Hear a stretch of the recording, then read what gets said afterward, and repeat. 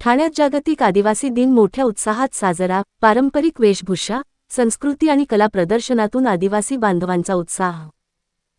ठाणे शहरात जागतिक आदिवासी दिन मोठ्या उत्साहात आणि जल्लोषपूर्ण वातावरणात साजरा करण्यात आला।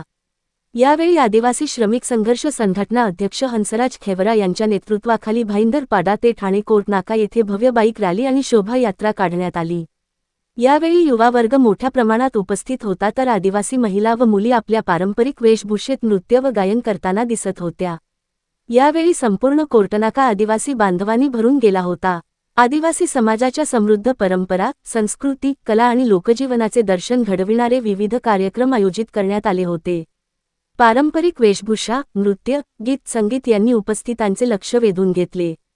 यावेळी ठाणे जिल्हाधिकारी कार्यालयाच्या प्रांगणात आदिवासी संस्कृतीचे प्रतीक म्हणून तारफाधारी आदिवासी व्यक्तीचा पुतळा उभारण्यात आला आहे। त्याला आज जागतिक आदिवासी दिनानिमित्त पुष्पहार अर्पण करण्यात आला। या कार्यक्रमाला आदिवासी समाजातील नागरिक, सामाजिक कार्यकर्ते, पदाधिकारी आणि मान्यवर मोठ्या संख्येने उपस्थित होते। आदिवासी संस्कृतीचे जतन आणि पुढील पिढीपर्यंत तिचा वारसा पोहोचविणे ही सर्वांची जबाबदारी आहे, असा संदेश यावेळी हंसराज खेवरा यांनी दिला।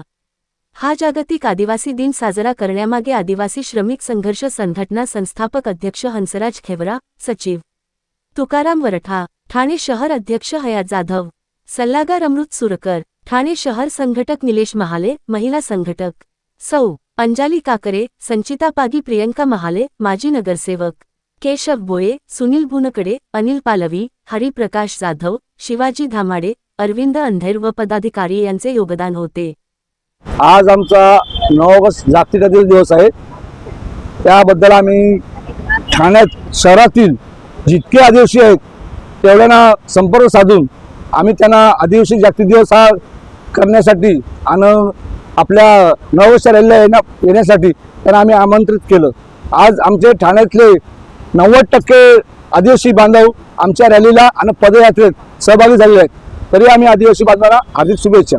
काय सांगाल, भर पावसात तुम्ही आदिवासी आम्ही मूळ आदिवासी असल्याकडे आम्हाला पावसात भिजणं गरजेचं आहे। आम्ही पावसात भिजलो नाही तर शेती होणार नाही, शेती होणार लोक खाणार काय।